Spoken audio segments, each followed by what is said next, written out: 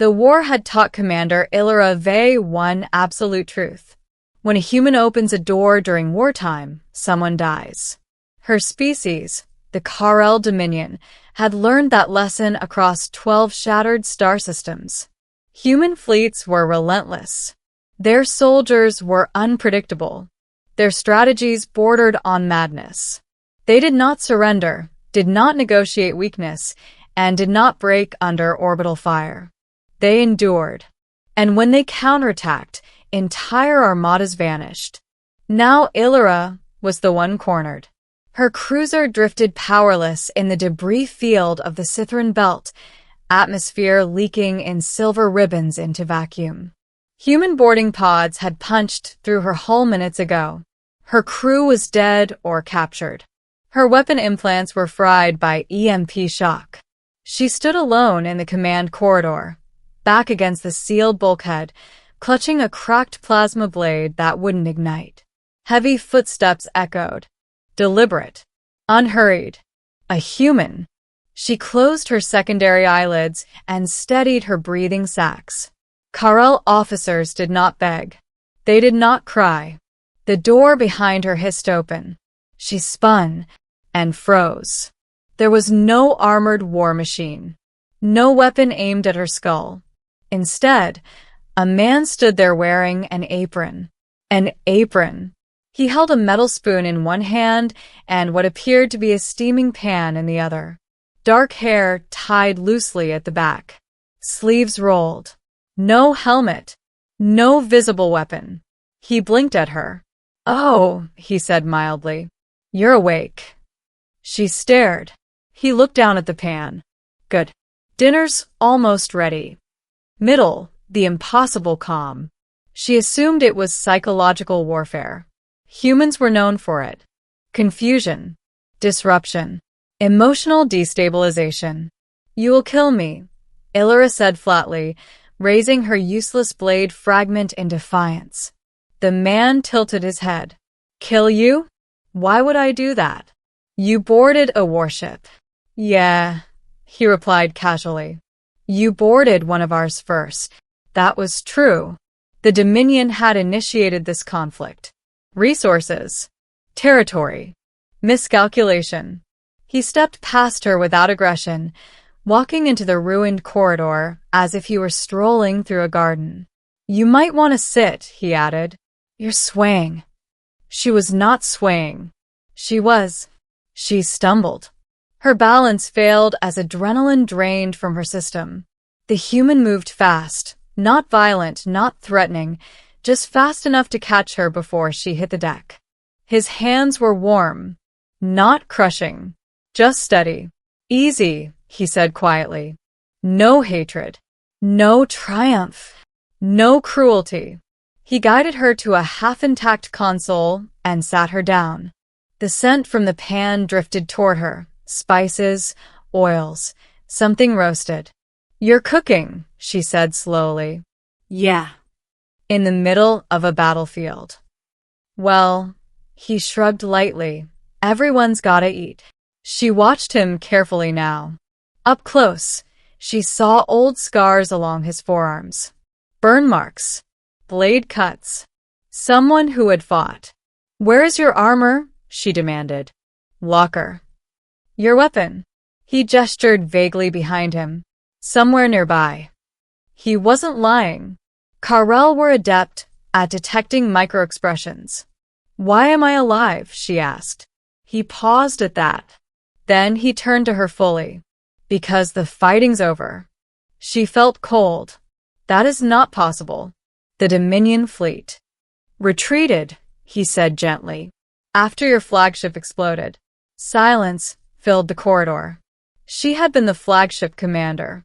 If her vessel had fallen, the sector collapsed. She swallowed. "You should hate me." He gave a small exhale that might have been a laugh. "Hate's expensive," he said. "Costs too much energy." He crouched to her level, meeting her gaze. "War's done. We won this sector. That doesn't mean I need to add another body to the pile." Her mind struggled to reconcile what she was seeing. Karel doctrine was clear. Weakness invites extinction. Yet this human, victorious, stood before her with a cooking spoon instead of a blade. Humans are monsters, she said quietly. Sometimes, he agreed. When we need to be. That answer unsettled her more than any threat. Shared fire. He introduced himself as Elias Ward. Not captain. Not commander. Just Elias. He salvaged power from a broken junction and managed to activate emergency heating units. The galley module had survived surprisingly intact. He set up a portable burner on a stable panel and resumed cooking. "You're not worried I'll attack?" she asked.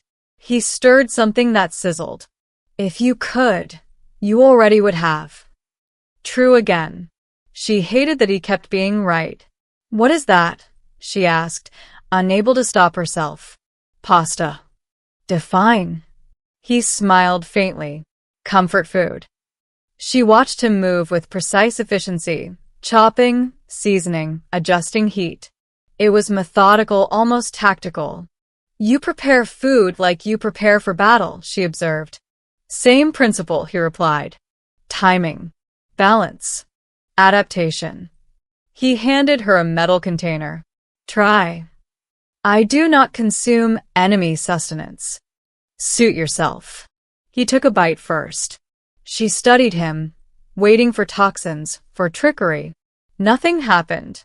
Slowly, cautiously, she tasted it. Heat. Salt. Oil. Something rich and unfamiliar. Her throat tightened involuntarily. It had been 3 cycles since she had eaten anything beyond nutrient gel. She struggled for the word. "Good," he suggested. She nodded once. "Yeah," he said softly. "Figured you could use something real." "Why?" The question pressed against her thoughts relentlessly. "Why show mercy?" she asked at last. He leaned back against a bulkhead, holding his own container.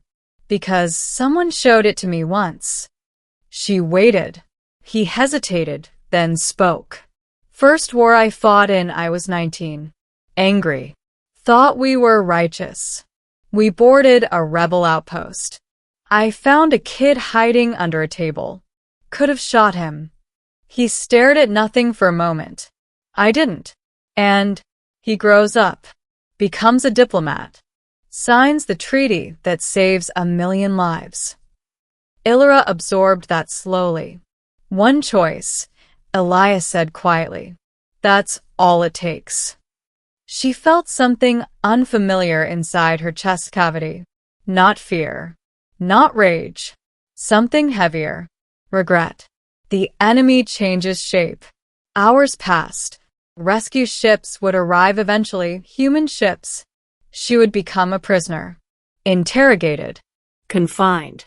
Yet Elias treated her like a guest. He repaired part of her breathing apparatus without being asked. Offered her water purified to Karel standards. Adjusted lighting to accommodate her vision spectrum. "You researched us," she realized. "Of course," he said. "You can't fight someone without understanding them. And now I'm trying to understand you without fighting."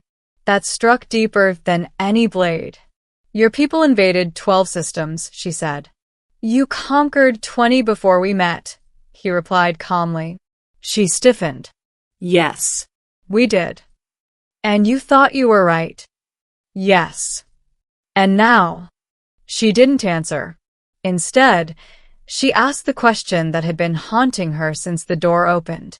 "If our positions were reversed, would I have spared you?" He looked at her for a long moment.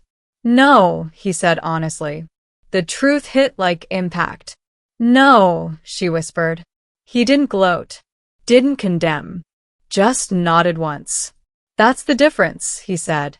Her claws tightened against the metal container. "You claim moral superiority?" "No," he replied. "Just choice." He stood and extended a hand. "Come on. Let's get you to the docking bay before my people assume I got eaten." She stared at the offered hand. A symbol, an invitation, or a trap. Karel history contained no record of mercy leading to strength. Yet humans stood undefeated across 3 fronts. Perhaps mercy was not weakness.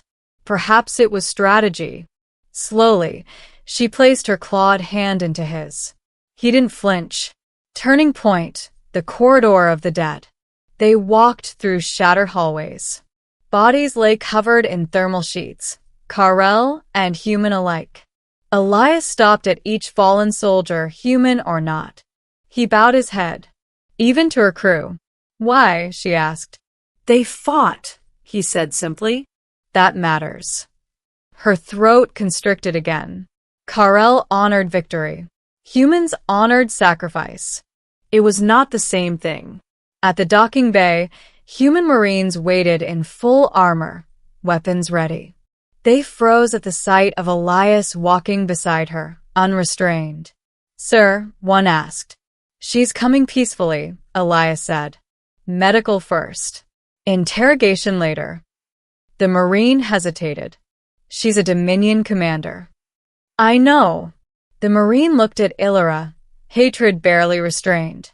She braced for chains. Elias spoke again, voice calm but firm. Stand down. And they did. Power. Not loud. Not violent. But absolute. And seeds in ashes. Months later, Illyra stood not in a prison cell, but in a negotiation chamber. Human representatives across the table. Dominion envoys beside her. She was thinner now. Scarred. Changed. Reports of the Sithran incident had circulated quietly through both militaries. A human soldier had spared an enemy commander. It had become symbolic. The Dominion had suffered devastating losses. Continued war meant extinction. But pride ran deep. So did hatred. Illyra requested to speak. The chamber fell silent. I expected death, she began. Her voice carried across translators and speakers. I found a human making dinner instead. Murmurs rippled. Our doctrine teaches that mercy is weakness, she continued. Yet weakness did not defeat us. She looked at the human delegation. Choice did. Her eyes found Elias standing at the rear of the chamber, out of uniform, observing quietly. You fight fiercely, she said, but you stop when you no longer must. She turned to her own leaders. If we continue, we lose everything. If we learn, we survive.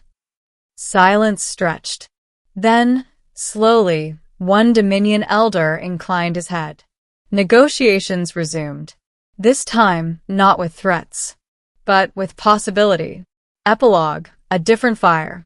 2 years later, on a reconstructed colony world near the former front lines, a small structure stood overlooking farmland. Smoke drifted from its chimney. Inside, Elias stirred a pan. Across the table sat Illyra. No armor. No rank insignia. Just 2 former enemies sharing space. You still cook during stressful events? She asked. Every time, he said. She tilted her head. I have studied human cuisine. That sounds dangerous. She placed a container on the table. I attempted replication. He took a cautious bite. His eyebrows lifted. Okay, that's actually good. Her posture straightened slightly, a Karel sign of satisfaction. Outside, human and Karel children ran across fields together. Not allies, not conquerors, just neighbors. You changed the course of a war, she said quietly. Elias shook his head. No. You did. She considered that. Perhaps he was right. One door had opened. She had expected death. Instead, she found a human making dinner. And in that absurd, fragile moment of normalcy, in the scent of spices and warmth, the galaxy had shifted. Not because humans were the strongest, not because they were the most advanced, but because, when given victory, they chose not to kill. And that choice echoed louder than any weapon ever could. The treaty was signed in silence. Not triumphant silence. Not bitter silence. But fragile silence. The kind that exists when history hesitates. Commander Illyra Vey stood before the transparent alloy windows of the Concord chamber, watching the twin suns of Kareth Prime sink below the horizon. Their light fractured into gold and crimson across the polished floor. War had burned those colors across 12 systems. Now, they meant something else. Behind her, the final digital seals locked into place. The war between the Karel Dominion and the United Terran Systems was officially over. No surrender ceremony. No kneeling. Just signatures. Human diplomats approached her first. Not soldiers. Not guards. Diplomats. One extended a data slate toward her. Joint reconstruction initiatives, the woman explained. Agricultural exchanges. Infrastructure rebuilding. Cultural liaison programs. Cultural liaison. 2 cycles ago, such a proposal would have been laughed out of a Dominion war chamber. Now it was necessary. Illyra accepted the slate. Your people rebuild worlds you destroy? She asked. We prefer not to destroy them, the diplomat replied calmly. But if we do, we fix what we can. That strange human duality again. Fury. And repair. The unexpected ambassador. The following weeks unsettled the Dominion more than the war had. Humans sent engineers instead of fleets. Medical ships instead of cruisers. Food transports instead of bombardments. Elias Ward did not return to the battlefield. Instead, he volunteered for the first joint settlement project on a neutral border world once scarred by orbital fire. When Illyra learned of his assignment, she requested transfer. Dominion High Command protested. You are a decorated commander. I am the reason negotiations opened, she replied evenly. I will ensure they do not fail. What she did not say. She needed to understand. The world they chose was once called Sithron Minor, a mining colony reduced to glass during early skirmishes. Its atmosphere processors were barely functional.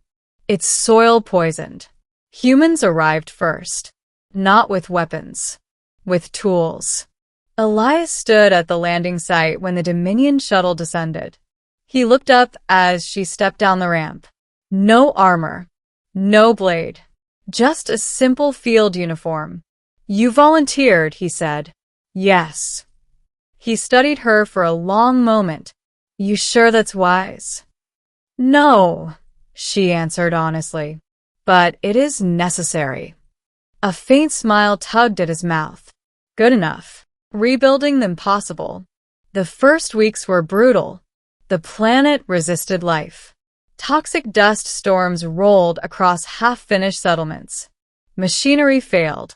Water purifiers clogged. Old munitions surfaced from beneath the soil. Humans worked through it. So did the Karel. But there was friction. Resentment lingered like radiation. One night, a Dominion worker accused a human engineer of sabotage. Voices rose. Tools were raised like weapons. Elias stepped between them. Enough, he said firmly. They cannot be trusted, the Dominion worker hissed. The human engineer clenched his jaw. We're trying to help. Illyra stepped forward. Her voice cut through the argument like precision steel. Trust is not given, she said. It is built. She looked at the Dominion worker. And it cannot be built if we continue fighting ghosts. Slowly, tension dissolved. Work resumed. Later, Elias approached her at the edge of the settlement where irrigation lines stretched across newly seeded soil. You handled that well, he said. It is easier to command during war, she admitted. In war, there are enemies. Here, there are memories. He nodded. Yeah. Those take longer. The harvest. 6 months passed. Against all probability, green began to spread across Sithron Minor. Hardy Terran grain, mixed with Karel root fruit, stabilized the soil.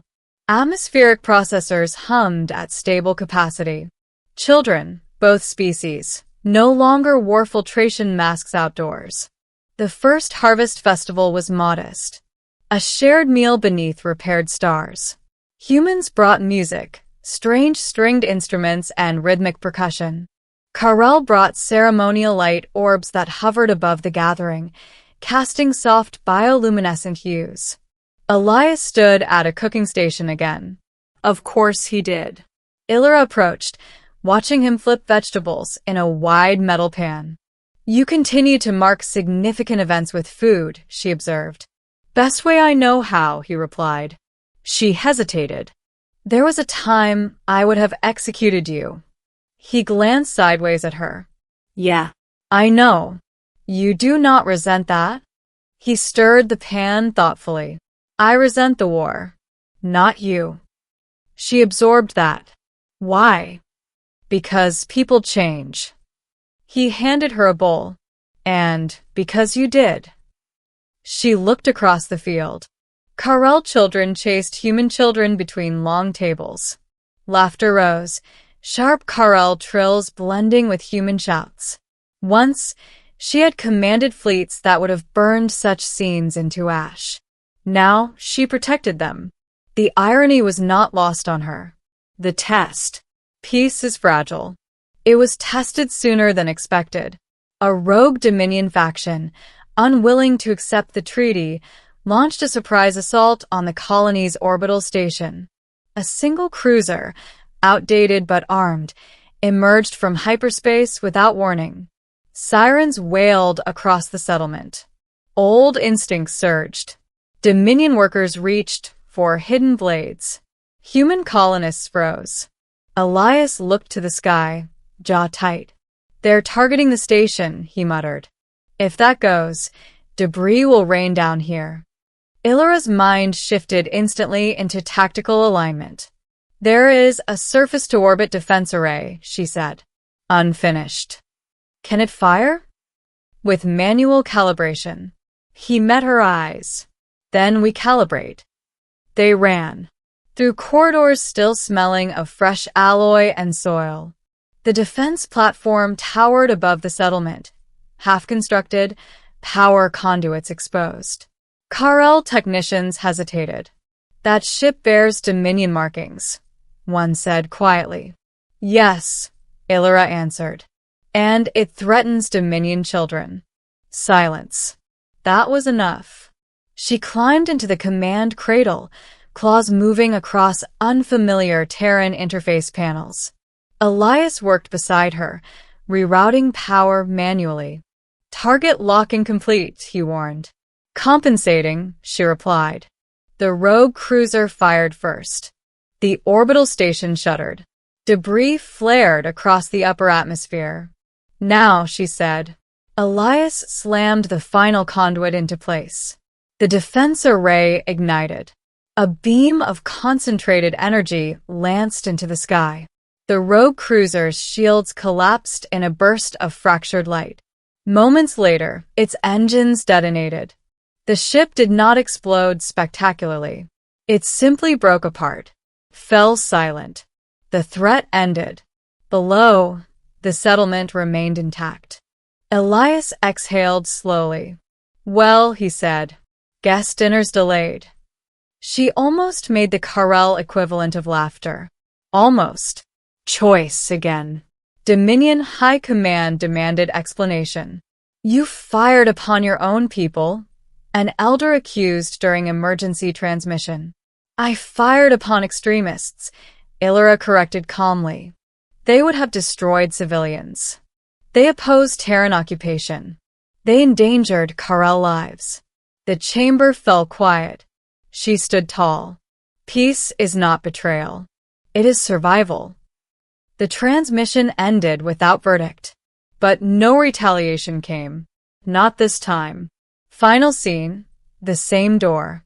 Years later, historians would call Sithron Minor the turning world.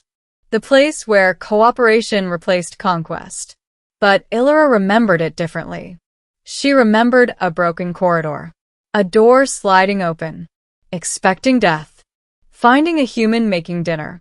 One evening, as twin moons rose over fields now fully restored, Illyra stood outside Elias's modest home overlooking the farmland. She pressed the entry panel. The door slid open. Warm light spilled outward. Inside, Elias stood at a stove. Apron on. Pan steaming. He looked up. "Oh," he said, smiling slightly. "You're just in time." She stepped inside.